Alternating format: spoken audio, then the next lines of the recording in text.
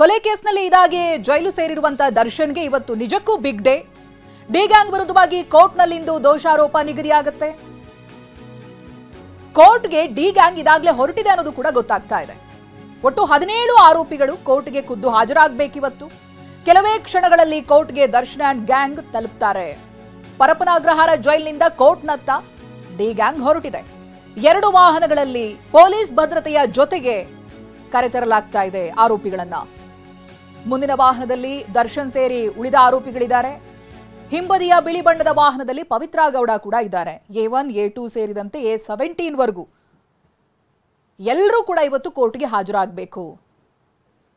ದೋಷಾರೋಪ ನಿಗದಿಯಾಗಿದೆ. ಇವತ್ತು ಕೇಳ್ತಾರೆ ರೇಣುಕಾಸ್ವಾಮಿ ಕೊಲೆ ಕೇಸ್ನಲ್ಲಿ 17 ಜನ ಆರೋಪಿಗಳಂತ ಹೇಳಿದ್ರೆ ಈ 17 ಜನರ ಪಾತ್ರ ಏನು ಅನ್ನೋದು ಇವತ್ತು ಕೇಳ್ತಾರೆ. ನೀವು ಹೊಡೆದಿರೋದಾಗಿರ್ಬೋದು ಅಥವಾ ಕರೆಂಟ್ ಶಾಕ್ ಕೊಟ್ಟಿರೋದು, ತುಳಿದಿರೋದು, ಮಾಡಿರೋದು ಹೌದಾ ಅಂತ ಪ್ರತಿಯೊಬ್ಬ ಆರೋಪಿಯಲ್ಲೂ ಕೇಳ್ತಾರೆ.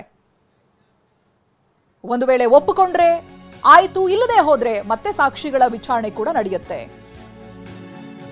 ಮಧ್ಯಾಹ್ನ 2:45ಕ್ಕೆ ಚಾರ್ಜ್ ಫ್ರೇಮ್ಗೆ ಸಮಯ ಕೂಡ ನಿಗದಿಯಾಗಿದೆ. ಮಧ್ಯಾಹ್ನ 2:45 ಕೋರ್ಟ್ ನಿಗದಿ ಮಾಡಿರುವಂತಹ ಸಮಯ. 64ನೇ CCH ಕೋರ್ಟ್ನಲ್ಲಿ ಇವತ್ತು ವಿಚಾರಣೆ ನಡೆಯುತ್ತೆ. ರೇಣುಕಾಸ್ವಾಮಿ ಕೊಲೆ ಕೇಸ್ನಲ್ಲಿ ಟೆನ್ಷನ್ ಇದ್ದೇ ಇದೆ. ದರ್ಶನ್ ಸೇರಿದಂತೆ ಉಳಿದ ಎಲ್ಲ ಆರೋಪಿಗಳಿಗೂ ಕೂಡ ಒಂದಷ್ಟು ಜನ ಜಾಮೀನಿನ ಮೇಲೆ ಹೊರಗಿದ್ದಾರೆ.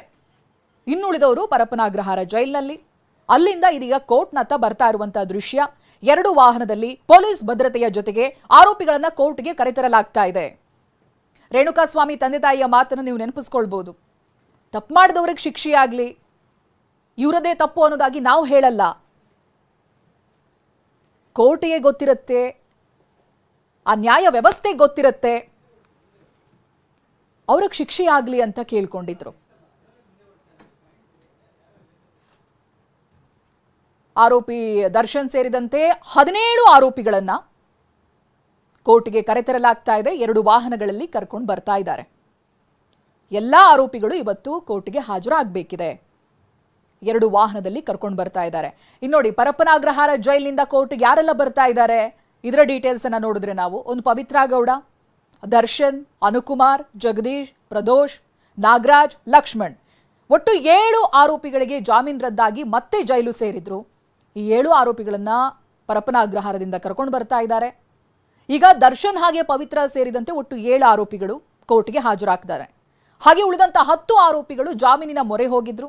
ಅವರು ಸಹ ಇವತ್ತು ಕೋರ್ಟ್ಗೆ ಬರಲೇಬೇಕು. ಎಲ್ಲ 17 ಆರೋಪಿಗಳು ಹಾಜರಾದ ಮೇಲೆ ಅದನ್ನ ಕನ್ಫರ್ಮ್ ಮಾಡಿಕೊಂಡ ಜಡ್ಜ್ ಆ ನಂತರದಲ್ಲಿ ದೋಷಾರೋಪ ನಿಗದಿ ಪ್ರಕ್ರಿಯೆಯನ್ನ ಆರಂಭ ಮಾಡ್ತಾರೆ. 17 ಜನ ಆರೋಪಿಗಳು. ಈ 17 ಜನರ ಪಾತ್ರ ಏನು, ಆ ದೋಷಾರೋಪ ಪಟ್ಟಿಯಲ್ಲಿ ಏನಿದೆ, ಒಬ್ಬೊಬ್ಬ ವ್ಯಕ್ತಿ ಮೇಲೆ ಇರುವಂತಹ ಆರೋಪ ಏನು, ಇವೆಲ್ಲವನ್ನ ಕೂಡ ಜಡ್ಜ್ ಕೇಳ್ತಾರೆ. ಹೌದಾ, ಹೀಗಾಗಿದೆಯಾ ರೇಣುಕಾಸ್ವಾಮಿ ಕೊಲೆ ಕೇಸ್ನಲ್ಲಿ ನಿಮ್ಮ ಪಾತ್ರ ಇದಿದು ಅನ್ನೋದಾಗಿ ಇದೆ ಚಾರ್ಜ್ ಶೀಟ್ ನಲ್ಲಿ ಅನ್ನೋದಾಗಿ. ಸೊ ಅದಕ್ಕೆ ಉತ್ತರವನ್ನ ಕೊಡಬೇಕಿದೆ ಆರೋಪಿಗಳು. ಹಾಗಾದ್ರೆ ಚಾರ್ಜ್ ಶೀಟ್ ನಲ್ಲಿ ಏನಿದೆ? TV9 ನಲ್ಲಿ ಚಾರ್ಜ್ ಶೀಟ್ ನ ಕಂಪ್ಲೀಟ್ ಡೀಟೇಲ್ಸ್. 24 ಜೂನ್ 9ರಂದು ಅಪರಿಚಿತ ದೇಹ ಸಿಗುತ್ತೆ.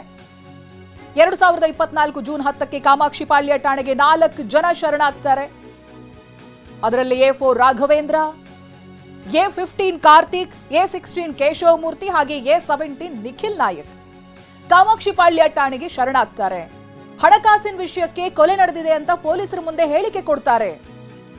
ಆದ್ರೆ ಯಾವಾಗ ಈ 4 ಜನರನ್ನ ಪ್ರತ್ಯೇಕವಾಗಿ ವಿಚಾರಣೆ ಮಾಡೋದಕ್ಕೆ ಆರಂಭ ಮಾಡ್ತಾರೋ ಆಗ ಒಬ್ಬೊಬ್ರು ಒಂದೊಂದು ಹೇಳಿಕೆಯನ್ನ ಕೊಡ್ತಾರೆ.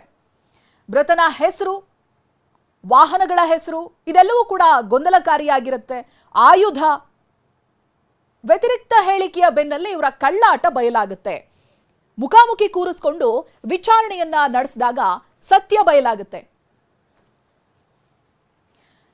2024 ಜೂನ್ 9ನೇ ತಾರೀಕು ಅಪರಿಚಿತ ದೇಹ ಸಿಗುತ್ತೆ. ಅದು ರೇಣುಕಾಸ್ವಾಮಿದಂತ ಅವಾಗ ಯಾರಿಗೂ ಗೊತ್ತಿರಲ್ಲ.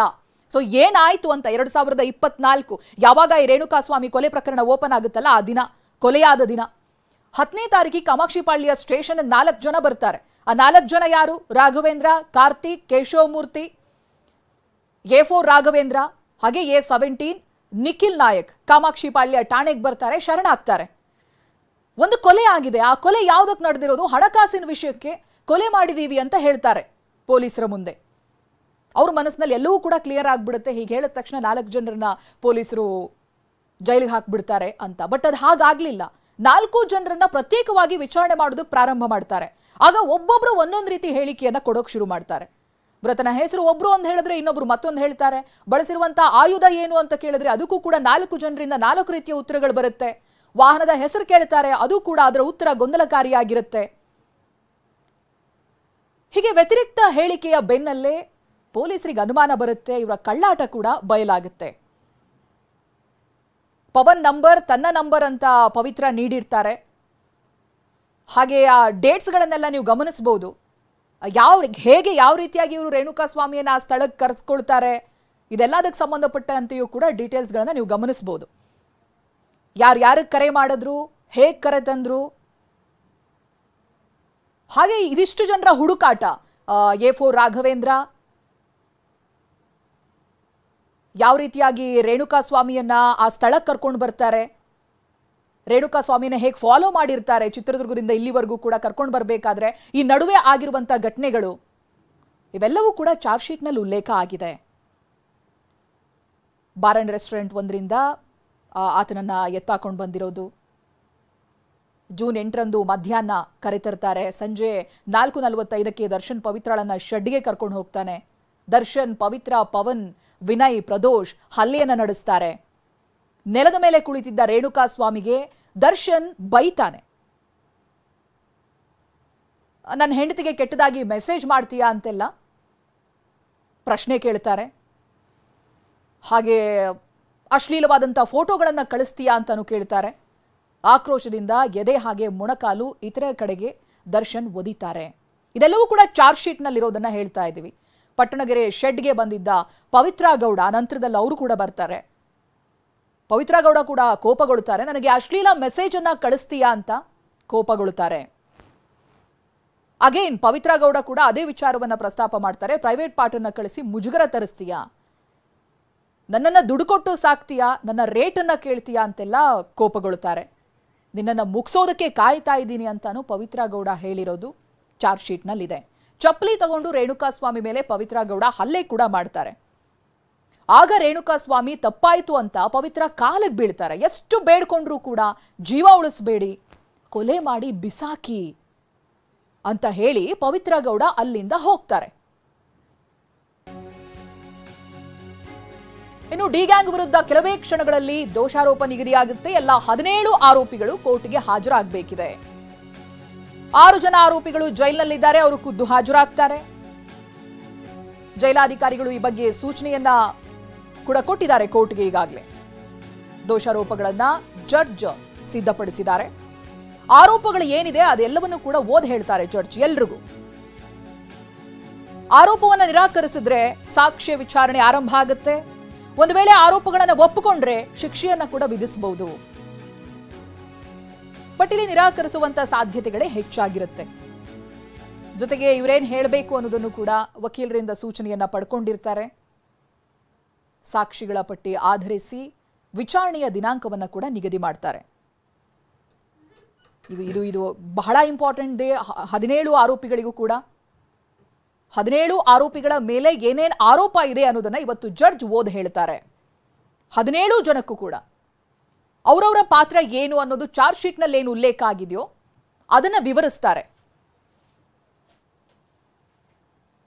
ಪ್ರತಿನಿಧಿ ಪ್ರಜ್ವಲ್ ಇದಕ್ಕೆ ಸಂಬಂಧಪಟ್ಟಾಗಿ ಮಾಹಿತಿಯನ್ನ ಕೊಡ್ತಾರೆ. ಪ್ರಜ್ವಲ್, ಇದಾಗಲೇ ಹೊರಟಿದ್ದಾರೆ ಅನ್ನುವಂತ ಮಾಹಿತಿ ಇದೆ. ಇವತ್ತಿಡೀ ದಿನ ಕೋರ್ಟ್ನಲ್ಲಿ ಏನೇನು ನಡೆಯುತ್ತೆ, ಒಟ್ಟು 17 ಜನ ಆರೋಪಿಗಳು ಕೂಡ ಹಾಜರಾಗೋರಿದ್ದಾರೆ ಅಂತ. ಇದಾಗಲೇ 6 ಜನ ಹೊರಟಿದ್ದಾರೆ, ಉಳಿದಂತವರು ಕೂಡ ಬರ್ತಾ ಇದ್ದಾರೆ. ಹೇಗೆ ಏನೇನು ಡೀಟೇಲ್ಸ್ಗಳು ಲಭ್ಯವಾಗ್ತಾ ಇದೆ ಪ್ರಜ್ವಲ್?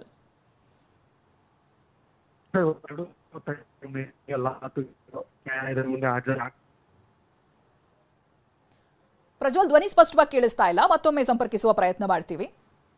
ಇನ್ನು 2 ವಾರಗಳ ಬಳಿಕನೇ ಸಾಕ್ಷ್ಯವನ್ನ ವಿಚಾರಿಸುವುದಕ್ಕೆ ಆರಂಭಿಸಬಹುದು. ದರ್ಶನ್ ವಕೀಲರು ಮನವಿಯನ್ನ ಕೂಡ ಮಾಡ್ಕೊಂಡಿದ್ದಾರೆ ಟ್ರಯಲ್ಗೆ ಸಿದ್ಧತೆಯನ್ನ ನಡೆಸೋದಕ್ಕೆ. 2 ವಾರ ಸಮಯವನ್ನ ಕೇಳಿದ್ದಾರೆ ದರ್ಶನ್ ಪರ ವಕೀಲರು. ಮತ್ತೊಂದು ಕಡೆ ಈ ಆರೋಪಿಗಳಿಗೆ ಏನೇನು ಹೇಳಬೇಕು ಅನ್ನುವಂಥ ಸೂಚನೆಯನ್ನ ಕೂಡ ವಕೀಲರು ಕೊಟ್ಟಿರ್ತಾರೆ. ಅವರವರ ಆರೋಪಕ್ಕೆ ಸರಿಯಾಗಿ, ಅವರವ್ರ ಮೇಲೆ ಬಂದಿರುವಂಥ ಆರೋಪಗಳಿಗೆ ಸಂಬಂಧಪಟ್ಟ ಹಾಗೆ. ಎನಿವೇಸ್, ಇನ್ನೇನು ಕೆಲವೇ ಕ್ಷಣಗಳಲ್ಲಿ ಆರೋಪಿಗಳು ಕೋರ್ಟ್ನ ಆವರಣವನ್ನು ತಲುಪ್ತಾರೆ. ಎಲ್ಲ 17 ಆರೋಪಿಗಳು ಬಂದ ನಂತರ ಅದನ್ನ ಕನ್ಫರ್ಮ್ ಮಾಡಿಕೊಳ್ಳುವಂತ ಜಡ್ಜ್ ಆ ನಂತರದಲ್ಲಿ ದೋಷಾರೋಪವನ್ನು ಓದ್ ಹೇಳೋದಕ್ಕೆ ಪ್ರಾರಂಭ ಮಾಡ್ತಾರೆ. ಎಲ್ಲ 17 ಆರೋಪಿಗಳ ಪಾತ್ರ ಇದಿದು ಅನ್ನೋದಾಗಿ ಹೇಳ್ತಾರೆ. ಅದನ್ನು ಒಪ್ಪಿಕೊಂಡ್ರೆ ಶಿಕ್ಷೆ ನೀಡಬಹುದು, ಇಲ್ಲ ಅಂತಾದಲ್ಲಿ ಮತ್ತೆ ಸಾಕ್ಷ್ಯಗಳ ವಿಚಾರಣೆ ಕೂಡ ಆರಂಭ ಆಗುತ್ತೆ. ಒಬ್ಬೊಬ್ಬರ ಪಾತ್ರ ಒಂದೊಂದು ರೀತಿಯಾಗಿತ್ತು.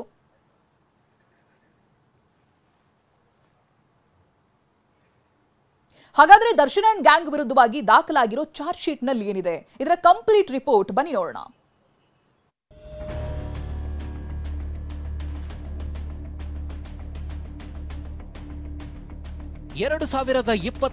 ಫೆಬ್ರವರಿಯಲ್ಲಿ ಮೆಸೇಜ್, 2024 ಜೂನ್ 8 ಮರ್ಡರ್. ಗತಿ ಕಾಣಿಸು ಎಂದಿದ್ದ ಪವಿತ್ರ, ಕಾಣಿಸೇ ಬಿಟ್ಟ ದರ್ಶನ್. ಚಾರ್ಜ್ ಶೀಟ್ನಲ್ಲಿ ಘೋರ ಕೊಲೆಯ ರಹಸ್ಯ ರಿವೀಲ್.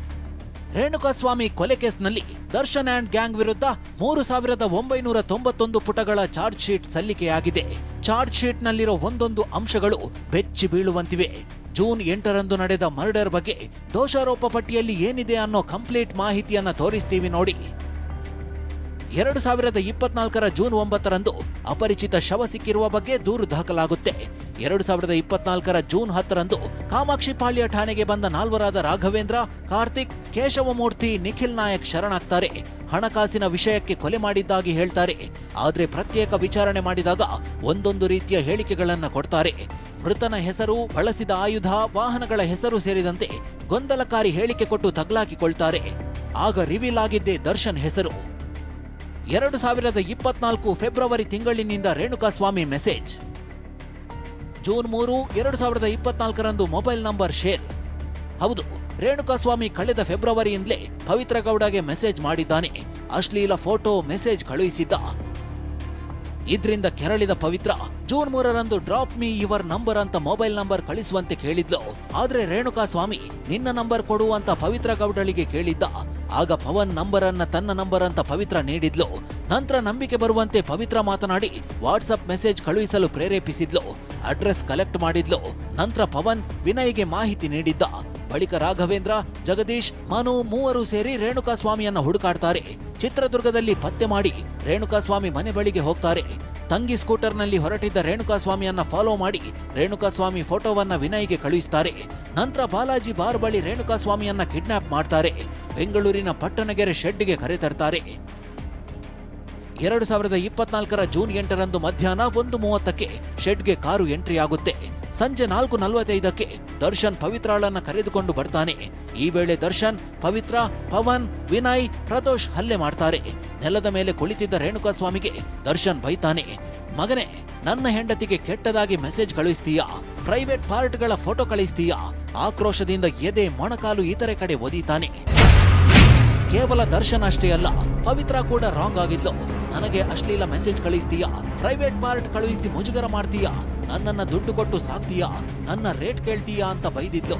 ಮಗನೇ, ನಿನ್ನ ಮುಗಿಸಲು ಕಾಯ್ತಿದ್ದೆ ಅಂತ ಪವಿತ್ರ ಹೇಳಿದ್ದಾಳೆ. ಚಪ್ಪಲಿ ತಗೊಂಡು ಹೊಡೆದಿದ್ದಾಳೆ. ಆಗ ರೇಣುಕಾಸ್ವಾಮಿ ತಪ್ಪಾಯ್ತು ಅಂತ ಬೇಡಿಕೊಂಡ್ರು. ಜೀವ ಉಳಿಸಬೇಡಿ, ಕೊಲೆ ಮಾಡಿ ಬಿಸಾಕಿ ಅಂತ ಅಲ್ಲಿದ್ದವರಿಗೆ ಹೇಳಿದ್ದಾಳೆ. ಗಮನಿಸ್ತಾ ಇದ್ದೀರಿ, ಇದಾಗಲೇ ಹೊರಟಿದ್ದಾರೆ ಪರಪ್ಪನ ಅಗ್ರಹಾರದಿಂದ ಡಿ ಗ್ಯಾಂಗ್ ಒಟ್ಟು 6 ಆರೋಪಿಗಳನ್ನ ಅಲ್ಲಿಂದ 2 ವಾಹನಗಳಲ್ಲಿ ಕರೆದುಕೊಂಡು ಹೋಗ್ತಾ ಇದ್ದಾರೆ ಪೊಲೀಸ್ ಭದ್ರತೆಯ ಜೊತೆಗೆ. ಉಳಿದಂತ ಆರೋಪಿಗಳು ಇದಾಗಲೇ ಬೇಲ್ ಮೇಲೆ ಹೊರಗಡೆ ಇದ್ದಾರೆ. ಅವರು ಕೂಡ ಇವತ್ತು ಕೋರ್ಟ್ಗೆ ಹಾಜರಾಗ್ತಾರೆ. ಒಟ್ಟು 17 ಜನ ಆರೋಪಿಗಳು ಕೋರ್ಟ್ನತ್ತ ಬರ್ತಾ ಇದ್ದಾರೆ. ಎಲ್ಲಾ ಆರೋಪಿಗಳ ಹಾಜರಾತಿ ಕನ್ಫರ್ಮ್ ಆದ ನಂತರದಲ್ಲಿ ದೋಷಾರೋಪವನ್ನ ಓದೋದಕ್ಕೆ ಆರಂಭ ಮಾಡ್ತಾರೆ ಜಡ್ಜ್.